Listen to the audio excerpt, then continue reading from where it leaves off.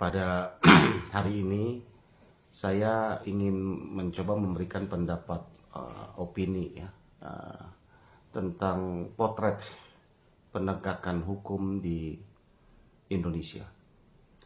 Dalam beberapa waktu terakhir, masyarakat diviralkan dengan beberapa kasus yang dalam penegakan hukum yang sungguh ironis menurut saya.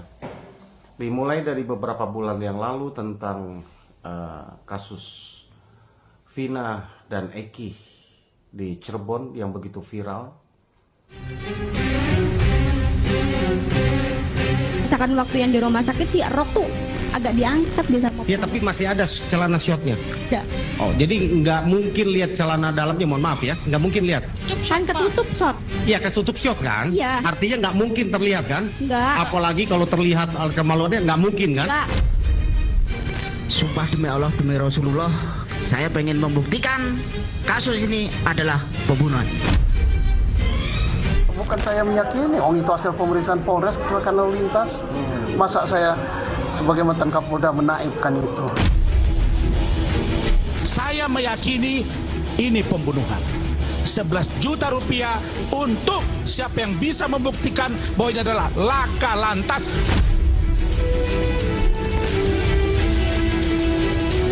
Menurut saya peristiwanya adalah peristiwa kecelakaan murni.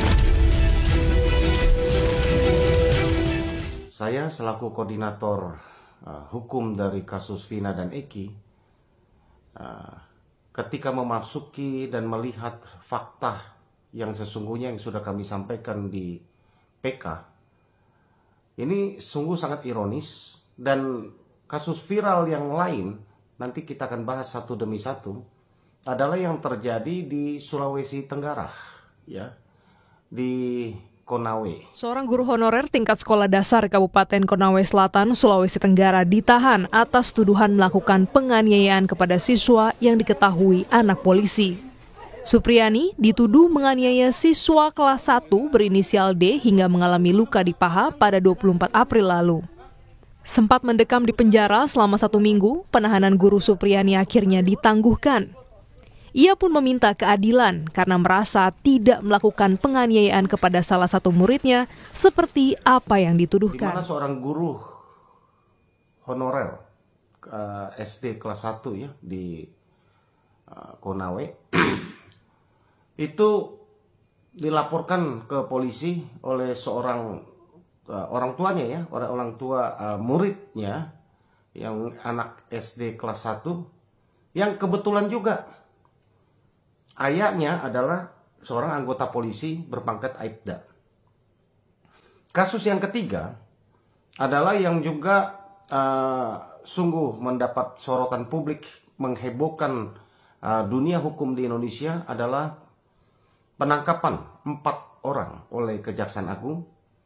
3 adalah hakim yang menangani kasus RT di Surabaya, ya, seorang anak anggota DPR RI, ya, dan juga berikut pengacaranya. 3 hakim Pengadilan Negeri Surabaya ditangkap tim Kejaksaan Agung pada Rabu 23 Oktober 2024 karena dugaan penerimaan gratifikasi terkait vonis bebas Ronald Tanur dalam kasus pembunuhan Tini Sera Afriyanti. Mereka adalah Erintua Damanik, Mangapul, dan Heru Hanindyo. Jaksa Agung Muda Tindak Pidana Khusus Kejagung menyita miliaran rupiah yang diduga uang suap kepada 3 hakim tersebut.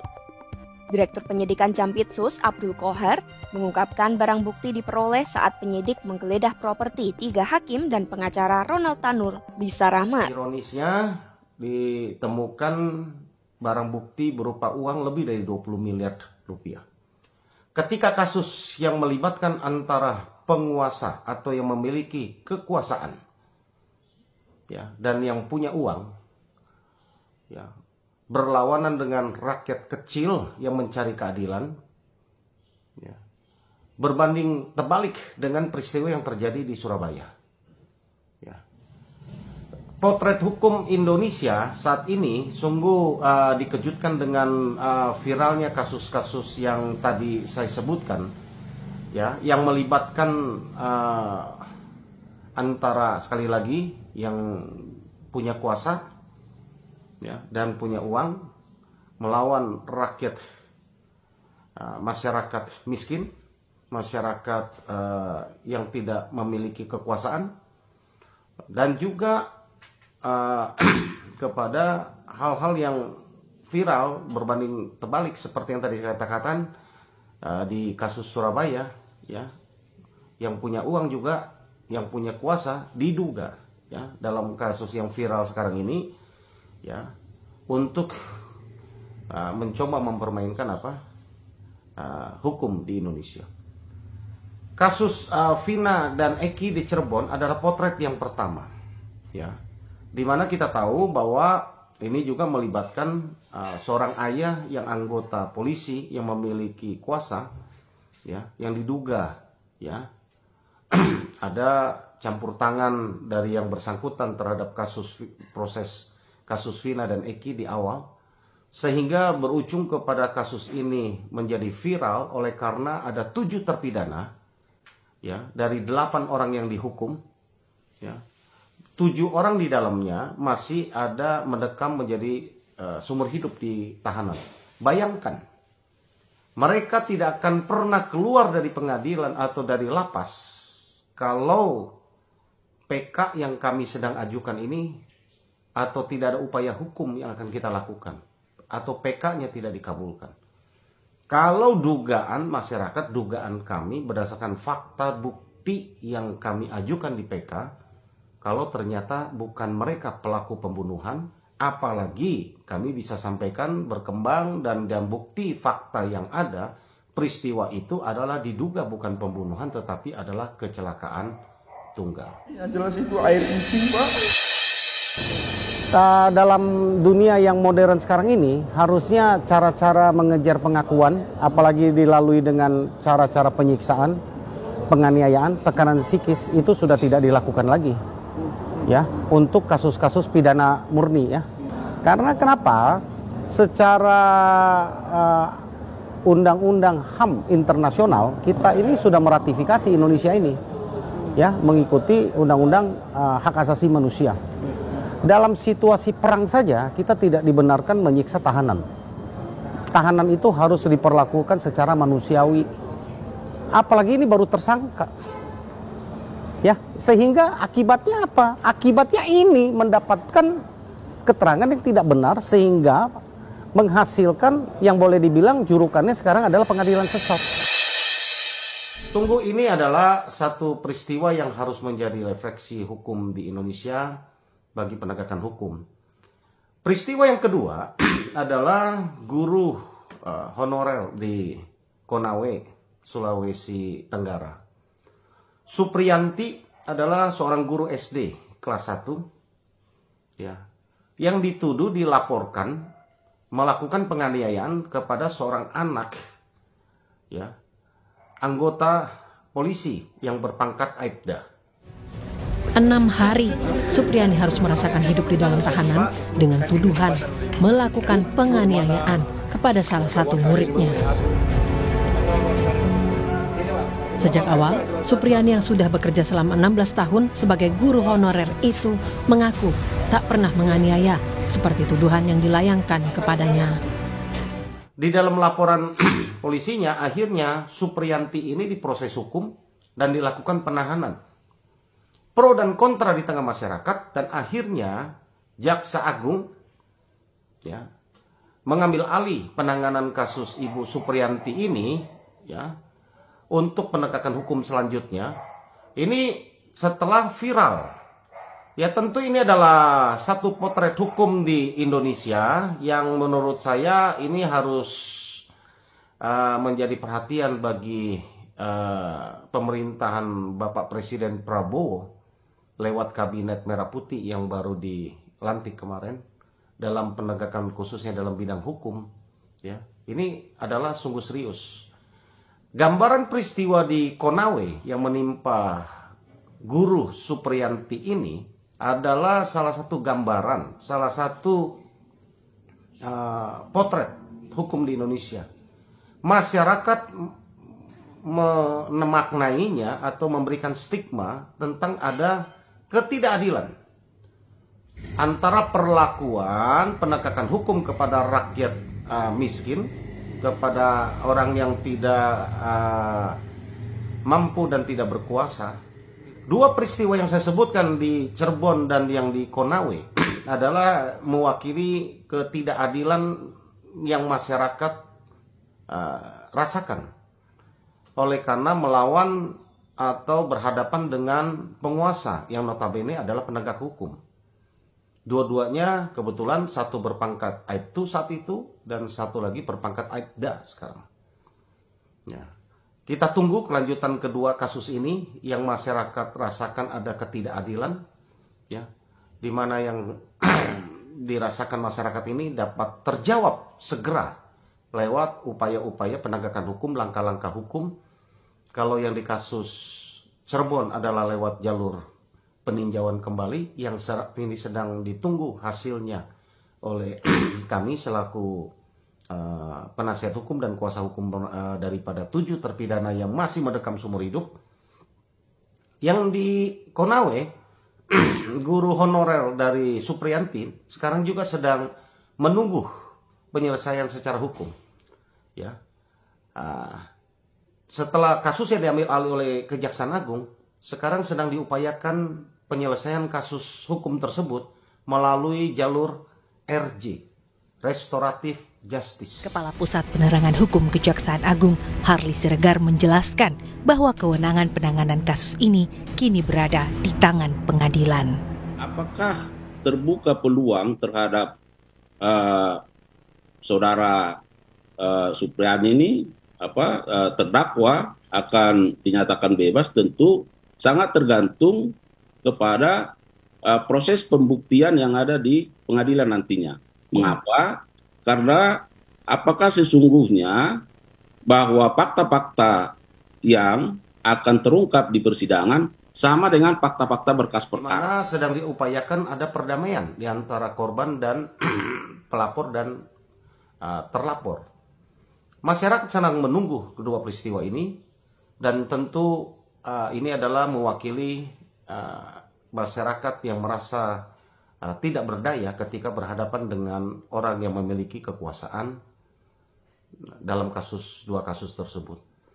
Kita dikejutkan dengan kasus di Surabaya, ya, di mana ada kasus pembunuhan yang melibatkan RT, ya, berinisial RT, ya, yang diduga melakukan pembunuhan terhadap kekasihnya, ya, lalu divonis bebas.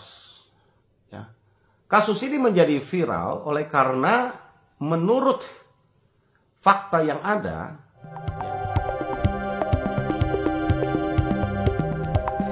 Kejagung melalui tim penyelidikan Jampitsus memulai penyelidikan usai jatuhnya vonis bebas kasus Ronald Tanur yang dinilai janggal. Kohar menyebut timnya melakukan pengawasan intensif seperti verifikasi di lapangan secara tertutup usai putusan itu menjadi perhatian publik.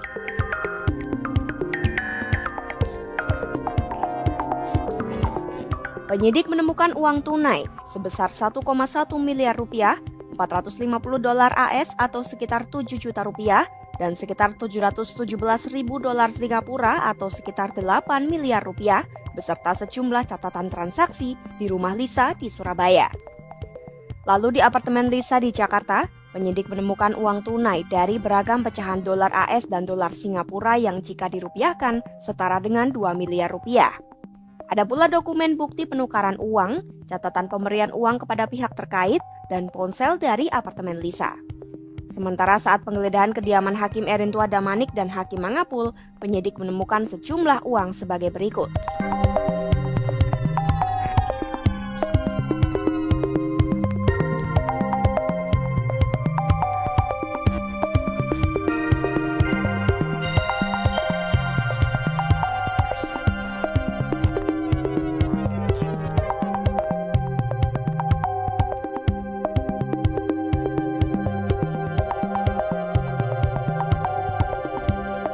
Penangkapan dan penggeledahan dilakukan penyidik di 6 lokasi sejak pukul 7 pagi hingga sore hari pada Rabu 23 Oktober 2024. Penggeledahan pertama dilakukan di rumah Hakim Erintua dan Mangapul, kemudian di kediaman Hakim Heru Hanindyo di Jalan Ketintang Baru. Lalu, penyelidik menggeledah kantor dan rumah pengacara Rona Tanur, Lisa Rahmat. Selain itu, kediaman Kevin Wibowo yang diduga ikut serta dalam penanganan perkara Rona Tanur juga digeledah.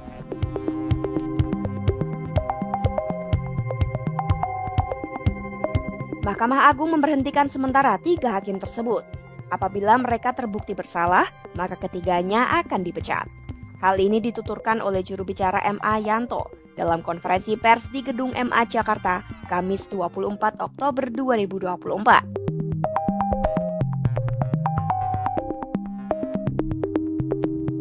Dalam kasus suap hakim, Lisa Rahmat dijerat pasal tindak pidana korupsi atau Tipikor sama dengan ketiga hakim PN Surabaya yang menangani kasus Rona Tanur.